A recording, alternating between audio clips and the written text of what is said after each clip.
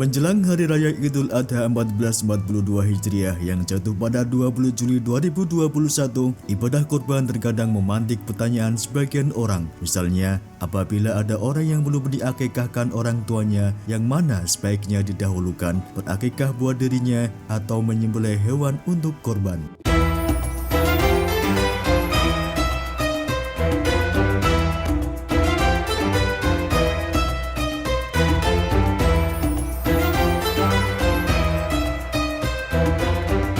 Assalamualaikum warahmatullahi wabarakatuh. Apa kabar sahabat Ritek Media, sahabat media Islam? Semoga kalian dilindungi dan selalu dirahmati oleh Allah, dan semoga sholawat dan salam tercurahkan pada junjungan Nabi kita Nabi Muhammad SAW, dan juga kepada keluarganya, sahabatnya, dan sampai kepada kita para umatnya.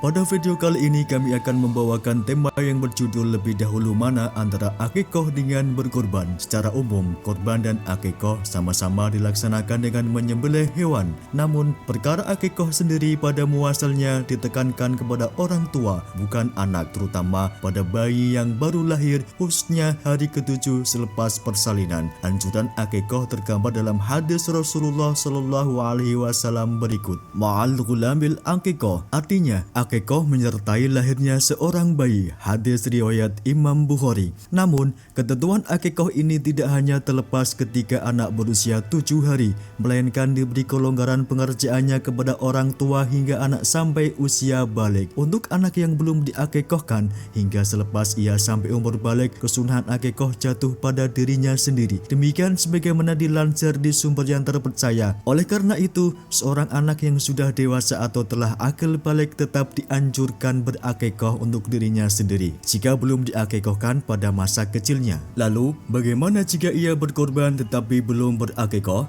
Sebelum membahas jawaban atas pertanyaan tersebut, perlu diketahui perbedaan antara korban dan akikoh.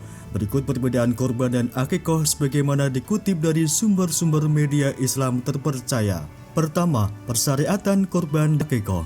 Korban disyariatkan sebagai peringatan akan ketaatan Nabi Ibrahim alaihissalam atas perintah menyembelih anaknya sendiri Ismail alaihissalam. Karena ketaatan Nabi Ibrahim itu, Allah Subhanahu wa Ta'ala mengganti Ismail dengan seekor kambing. Ketentuan korban lalu disyariatkan kembali kepada umat Nabi Muhammad SAW melalui ajaran Islam. Bagi umat Nabi Muhammad SAW, menyembelih hewan korban pada saat Idul Adha dan 3 hari tasyrik hukumnya adalah sunnah muakkadah atau sunnah yang sangat dianjurkan. Perintah kurban juga tertuang dalam Al-Quran, yakni dalam surat Al-Kautsar. Nabi Muhammad SAW tak pernah meninggalkan ibadah kurban sejak ia disyariatkan sampai beliau wafat. Ketentuan kurban sebagai sunnah muakkadah dikukuhkan oleh pendapat dari Imam Malik dan Imam Syafi'i. Hukum akikoh juga sunnah muakkad tetapi menjadi wajib kalau dinadarkan. Adapun persyariatan akikoh untuk menyambut kelahiran bayi dasarnya adalah hadis berikut ini. Anak tergadai dengan akikohnya disembelihkan untuknya pada hari ke-7, diberi nama dan dicukur rambut kepalanya. Hadis riwayat Imam Tirmidzi. Kedua, jenis hewan korban dan akikoh. Kendati sama-sama disyariatkan menyembelih hewan, tidak semua hewan korban boleh dijadikan untuk akikoh. Buat korban Idul Adha, hewan yang disyariatkan untuk dikurbankan adalah kambing, sapi, domba, unta, dan kerbau.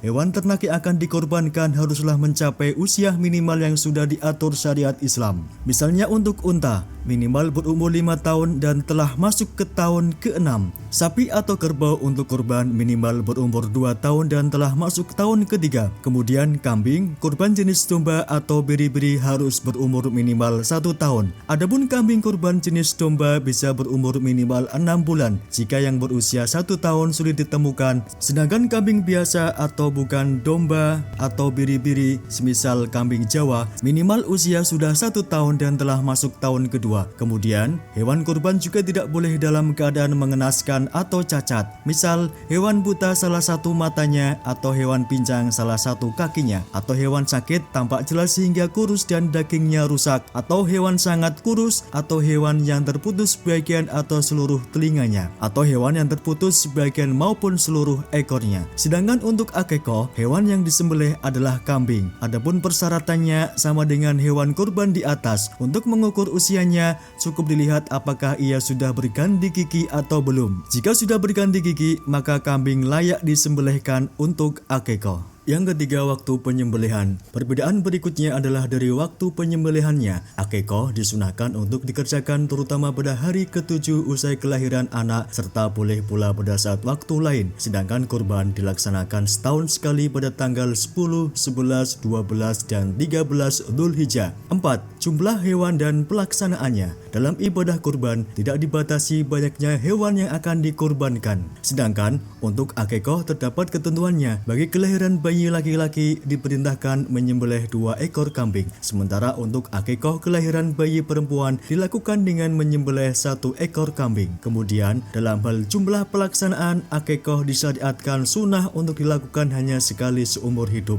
Sementara ibadah kurban tidak dibatasi jumlah pelaksanaannya selama sahibul kurban atau orang yang berkorban mampu dan memiliki kelebihan harta, sunnah baginya untuk melaksanakan ibadah tahunan itu. Penegasan ketentuan kurban bagi orang yang mampu ini tergambar dalam sabda Nabi Muhammad SAW. Barang siapa yang berkelapangan harta namun tidak mau berkorban, maka jangan sekali-kali mendekati tempat sholat kami. Hadis riwayat Ibnu Majah. Mana yang harus didahulukan, korban atau akikoh? Bagaimana jika seorang mau berkorban tetapi belum berakikoh? Mana yang harus didahulukan antara korban atau akikoh? Dalam artikel tanya jawab berjudul akikoh atau korban dulu yang ditulis oleh Maftuhan di media massa online, dinyatakan bahwa pendahuluan antara akikoh atau korban perlu dilihat momentum dan situasinya. Apabila masa sudah memasuki bulan Dzulhijjah serta menjelang hari raya Idul Adha dan hari-hari tasyrik, maka diutamakan untuk mendahulukan kurban daripada akikoh. Akan tetapi jika ingin diniatkan untuk pahala kedua-duanya, maka bisa mengikuti pendapat Imam Romli atau Al-Alamah Ar-Romli seperti pernah dituliskan oleh Syekh Nawawi Al-Bantani dalam kitab At-Tausi. Berdasarkan pendapat dari salah satu ulama besar di madhab Syafi'i itu, jika seorang berniat menyembelih kambing untuk kurban sekaligus akikoh, kedua-duanya dapat terrealisasi. Menurut Imam Romli, pahala yang akan didapat bisa terlipat jika diniatkan keduanya. Akan tetapi pendapat berbeda disampaikan Ibnu Hajar Al-Haytami. Hal ini dirujuk dari kitab Ismidil Ain yang diterbitkan dalam Al-Fikr atau perkara. Jika ada orang berniat melakukan akikoh dan kurban atau secara bersamaan, tidak akan berbuah pahala kecuali hanya salah satu saja menurut Imam Ibnu Hajar Al-Haytami, dan bisa berbuah pahala kedua-duanya menurut Imam Romli. Ada dalam halaman 127.